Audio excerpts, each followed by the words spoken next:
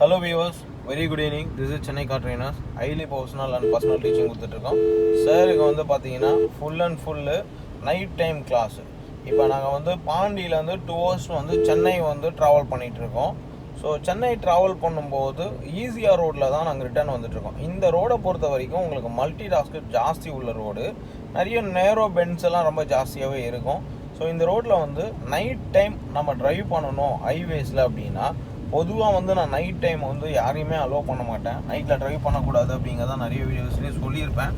But வந்து நாங்கள் வந்து டேயில் வந்து ட்ரைவ் பண்ணிவிட்டு ரிட்டர்ன் வரச்சா நான் கூட இருக்கிறதுனால சாருக்கு வந்து நைட்டில் ட்ரைவ் பண்ணால் என்னென்ன விஷயங்கள் வந்து நம்ம சேஃபாக பார்த்துக்கணும் அப்படிங்கிற விஷயத்த நான் உங்களுக்கு சொல்லிக் கொடுக்க போகிறேன். ஃபஸ்ட்டு நம்ம எப்படி சேஃபாக இருக்கிறது அப்படிங்கிறத பற்றி நான் உங்களுக்கு சொல்லிடுறேன். அதை வந்து நீங்கள் கிளியராக வந்து நோட் பண்ணி வச்சுக்கோங்க. ஃபர்ஸ்ட் ஆல் நம்ம காரில் உள்ள விண்ட்ஷீல்டு செம்ம க்ளீனாக நீட்டாக இருக்கணும். ஏன்னா அப்போ தான் வந்து நம்மளால் பார்த்து ட்ரைவ் பண்ண முடியும். First step.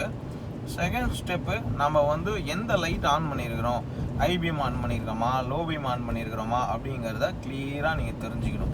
இது வந்து செகண்டு. மூணாவது, நம்ம காரில் உள்ள இண்டிகேட்டர்ஸ்லாம் ஒர்க் ஆகுதா அப்படிங்கிறத செக் பண்ணிக்கணும். நாலாவது, நம்ம வண்டி வந்து கரெக்டான கண்டிஷன்ஸில் ப்ராப்பராக மெயின்டைன் பண்ணி வச்சுருக்கோமாங்கிறத தெரிஞ்சுக்கணும்.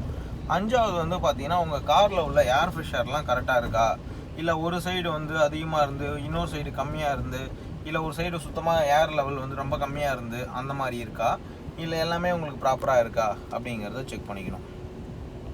ஸோ இந்த விஷயத்தெல்லாமே ஜென்ரலாக நீங்கள் செக் பண்ண வேண்டிய விஷயம். இதை செக் பண்ணிவிட்டு அதுக்கப்புறம் நைட்டில் ட்ரைவ் பண்ணும்போது ஃபஸ்ட்டு ஸ்டெப்பே வந்து நைட்டில் டிரைவிங்கில் நீங்கள் முன்னாடி பார்த்து ஆப்போசிட்டில் வர வண்டியை பார்த்து ஓட்டக்கூடாது. ஏன்னா அவங்க ஐபீம் போட்டு வருவாங்க. டேரெக்டாக அந்த வண்டியை பார்த்தீங்கன்னா அந்த லைட் வந்து உங்கள் கண்ணில் படும். கண்ணில் பட்ட வந்து உங்கள் கண் வந்து அப்படியே மங்கலாகிடும். ஸோ கொஞ்ச நேரத்துக்கு அப்புறம் உங்களால் ட்ரைவே பண்ண முடியாது. ஏன்னா அந்தளவுக்கு வந்து ஐபீம் போட்டு வருவாங்க. நீங்கள் இந்த வீடியோவில் பார்த்தாலே தெரியும் எந்த அளவுக்கு பவர்ஃபுல்லாக ஐபீம் போட்டு வராங்கன்னு. ரெண்டாவது, இந்த இடத்துல செக் போஸ்ட் இருக்குது. செக் போஸ்ட் இருக்கிறதுனால ஸ்லோவாக 1/1 தான் ட்ரைவ் பண்ணிக்கணும். கிளச்சோட கண்ட்ரோல் ஸ்லோவாக கண்ட்ரோல் பண்ணி மெதுவாக எந்த அளவுக்கு வந்து ஸ்லோவாக போட்டோம் அவரால் மல்டி டாஸ்க் பண்ண முடியாது. இப்போ ஸ்லோவாக போட்டோம். Okay, right.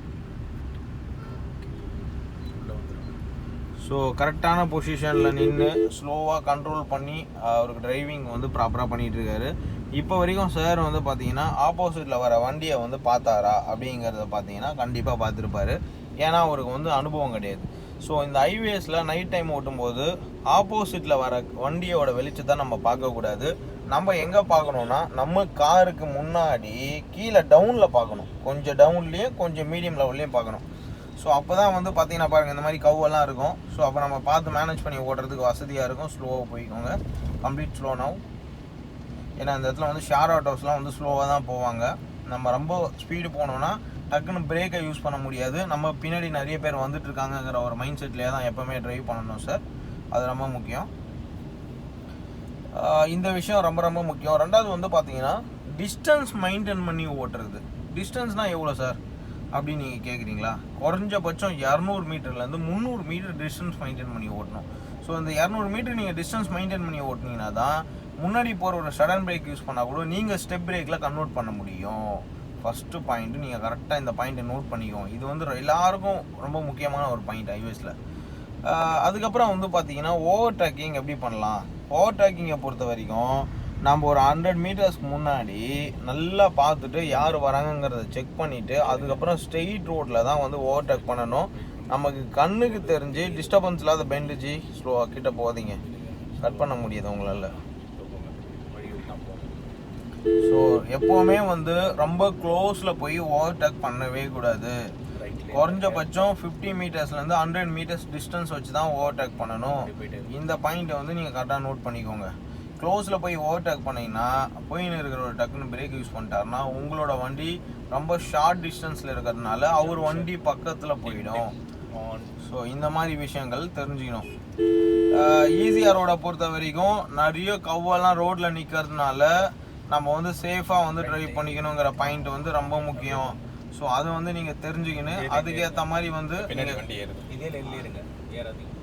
அதுக்கேற்ற மாதிரி நீங்கள் ப்ராப்பராக ட்ரைவ் பண்ணுறதுக்கு ரொம்ப முக்கியமான விஷயங்கள் தெரிஞ்சுக்கணும். எஸ், இது வந்து பார்த்தீங்கன்னா உங்களுக்கு சிங்கிள் ஹைவே வியூவர்ஸ். சிங்கிள் ஹைவேஸில் நான் இப்போ சொன்ன டிப்ஸ் எல்லாம் ரொம்ப ரொம்ப முக்கியமான டிப்ஸ் உங்களுக்கு. அதே மாதிரி ஹைவேஸில் ட்ரைவ் பண்ணும்போது ஆப்போசிட்லேருந்து வரவர் dim and dip light use பண்ணுவார். அப்படி அவர் லைட் யூஸ் பண்ணிட்டாருனாலே நீங்கள் பர்டிகுலராக கிளச் அமுக்கி நியூட்ரல் பண்ணிவிட்டு ஸ்டெப் பிரேக்கை யூஸ் பண்ணிவிட்டு கம்ப்ளீட்டாக ஸ்லோ பண்ண ஆரம்பிக்கணும். ஏன்னா அவருக்கு டைம் இல்லை, கேப் இல்லை, அப்படிங்கிறதுனால தான் உங்களுக்கு டிம் அண்ட் டப் யூஸ் பண்ணுவார். மேபி அவர் ஓவர்டேக் பண்ணி போகிறதுக்கு இடம் கம்மியாக இருக்கிறதுனால பண்ணுவார். ஸ்லோ பண்ணிக்கங்க, ஏன்னா லைனாக வந்துட்டு இருக்காங்க பாருங்கள், லெஃப்டில் இடம் இல்லை, ஸ்லோவாக போய்க்கோங்க.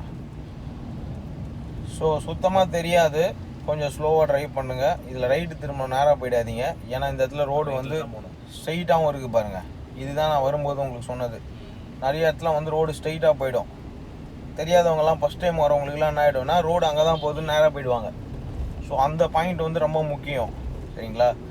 நம்ம டேயில் வந்து இந்த ரோட்டில் ட்ரைவ் பண்ணிட்டு போகும்போது எங்கெங்கே நம்ம ரைட்டு திரும்பணும், எங்கெங்கே லெஃப்ட்டு திரும்பணும், லேண்ட்மார்க்லாம் பார்த்து வச்சுக்கணும் கரெக்டாக. ஸோ அதெல்லாம் பார்த்து வச்சுக்கிட்டு அதே மாதிரி நம்ம ட்ரைவ் பண்ணுறதுக்கு ரிட்டர்ன் வரும்போது ரொம்ப ரொம்ப யூஸ்ஃபுல்லாக இருக்கும். நைட்டில் ஒரு பிகினர் ட்ரைவ் பண்ணுற ஸ்பீட் லெவல் என்ன அப்படின்னு கேட்டிங்கன்னா மேக்ஸிமம் 60, அதுக்கு மேலே போகக்கூடாது. 50லேருந்து 60. ஏன்னா ஒரு பிகினருக்கு வந்து அதுவே மோர் தென் அதிகம் ஸ்பீடு. ரொம்ப ஸ்லோவாக தான் ஓட்டிக்கணும். இப்போ பார்த்தீங்கன்னா தெரியும், எல்லாம் ஏறி வந்துன்னுக்குறாங்க. ஸ்லோவாக போங்க சார், நல்லா ஸ்லோ பண்ணிக்கோங்க, கீழே இறங்காதீங்க, ஸ்லோவாக போங்க. லெஃப்ட் உங்களை லைட்டாக ஓகே. எல்லாம் ஐபிஎம் போட்டு வந்துன்னுக்குறாரு. இப்போ வந்து அவர் கண்டிப்பாக வந்து கண்ணு கொஞ்சம் லைட்டாக மங்கலாக இருக்கிற மாதிரி இருக்கும். கேட்டுக்கலாம் விட்டு, எப்படி சார் மங்கலாக இருக்கா கண்ணு? ஏன்னா நீங்கள் கண்டிப்பாக அந்த லைட்டெல்லாம் பார்த்துருப்பீங்க. ஸோ அதனால் வந்து உங்களுக்கு அந்தளவுக்கு வந்து அனுபவம் இல்லை. அப்படிங்கிறதுனால கொஞ்சம் வந்து நீங்கள் வந்து ஃபஸ்ட்டு கொஞ்சம் ஸ்ட்ரகிளாக தான் இருக்கும் ட்ரைவ் பண்ணுறதுக்கு. அதுக்கு தான் வந்து இந்த முக்கியமான பாயிண்ட்லாம் உங்களுக்கு சொல்கிறேன். ஸோ நம்ம கார் எங்கே போதோ அந்த லைனை மட்டும் நீங்கள் ஃபோக்கஸ் பண்ணுங்கள். ஃபோக்கஸ் பண்ணி கரெக்டாக பொறுமையாக ட்ரைவ் பண்ணிக்கோங்க. மேக்ஸிமம் 50லேருந்து 60க்குள்ளே ட்ரைவ் பண்ணுங்கள். அதுக்கு மேலே ஸ்பீடு இன்க்ரீஸ் பண்ணிக்காதீங்க.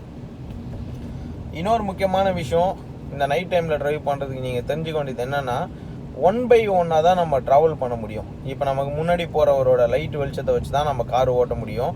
ஏன்னா நம்மளாம் வந்து ஒரு குத்து மதிப்பெல்லாம் ட்ரைவ் பண்ண முடியாது. ஸோ அது நீங்கள் நல்லா தெரிஞ்சுக்கணும்.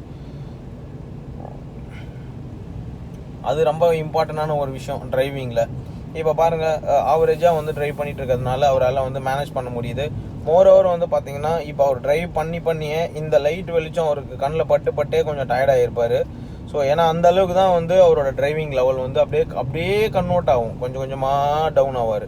ஏன்னா வந்து இந்த டிரைவிங் லெவல் அப்படி. ஸோ இந்த விஷயத்தெல்லாம் பேஸ் பண்ணி தான் நான் சொல்கிறேன், நைட்டில் வந்து மோஸ்ட்லி வந்து ஹைவேஸில் ஒரு பிகினர் லெவலில் இருக்கிறவங்க ட்ரைவ் பண்ணக்கூடாது.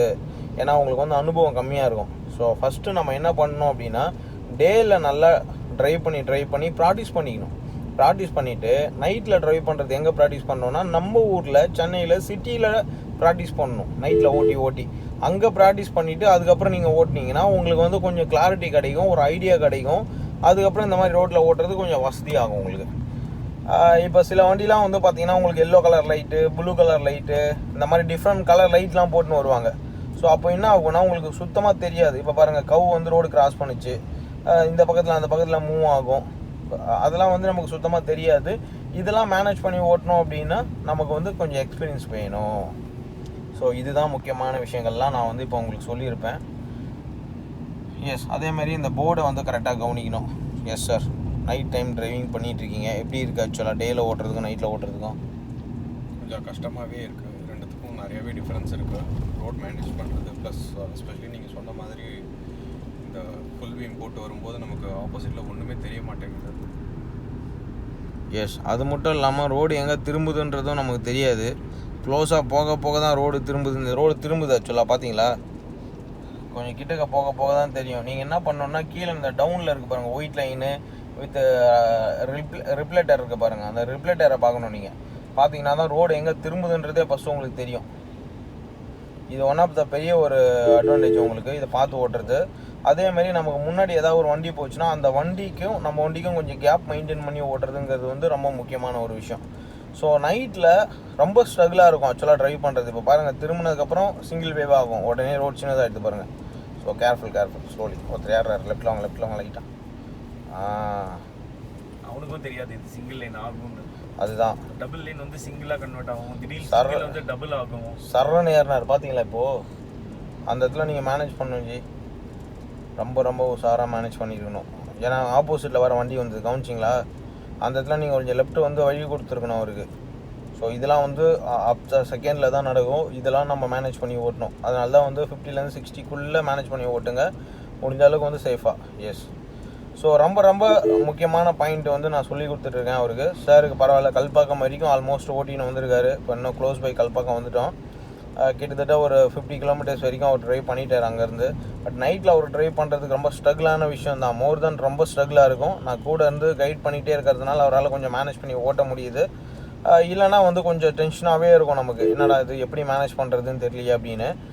ரொம்ப ரொம்ப முக்கியமான விஷயங்கள்லாம் வந்து சேஃபாக பார்த்துக்கணும். ரோடு கிராசிங் இருக்கும், இந்த இடத்துல மாடு பத்துன்னு இருக்கும், ரொம்ப சேஃபாக போங்க மெதுவாக. நிறைய மாடு படுத்துன்னு இருக்கும் ஜி, கேர்ஃபுல். நீங்கள் பார்த்தீங்கன்னா தெரியும், இந்த மாதிரி நிறைய அனிமல்ஸ்லாம் இருக்கும். இந்த ரோடை பார்த்தீங்கன்னாலே தெரியும் எவ்வளோ அனிமல்ஸ் இருக்குது பாருங்கள். இதெல்லாம் நடு ரோட்டில் படுத்துருக்கும் நைட்டில். ஸோ அடுத்த ராத்திரி வரும்போது உங்களுக்கு ஃபுல்லாக நடு ரோட்டில் அங்கங்கன்னு ஜிக்ஸாக்காக படுத்துன்னு இருக்கும். நம்ம கிரவுண்டில் கோனில் ஓட்டி பழகிருப்போம். பட் ஆனால் இந்த மாதிரி நைட்டில் வந்து உங்களுக்கே தெரியாமல் ஜட்ஜ்மெண்ட்டு கொடுக்கும், உங்களுக்கு ஜட்ஜ்மெண்ட் டாஸ்க்கு கொடுக்கும். ஸோ அந்த டாஸ்க்கை வந்து நீங்கள் கரெக்டாக முழிச்சு நின்று அடிக்கணும். தூங்கிட்டீங்கன்னா நமக்கு கஷ்டம், அதுக்கும் கஷ்டம்.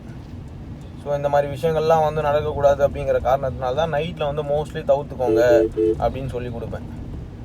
ஸோ டேயில் வந்து ட்ரைவ் பண்ணுறது 100% சேஃப்டி உங்களுக்கு. நைட்டில் வந்து எதாவது எமர்ஜென்சினா நம்ம ட்ரைவ் பண்ணிக்கணும். அதுவும் இல்லாமல் நம்ம ரொம்ப ஸ்பீட் லெவல் கம்மியாக வச்சு ஓட்டிக்கணும்.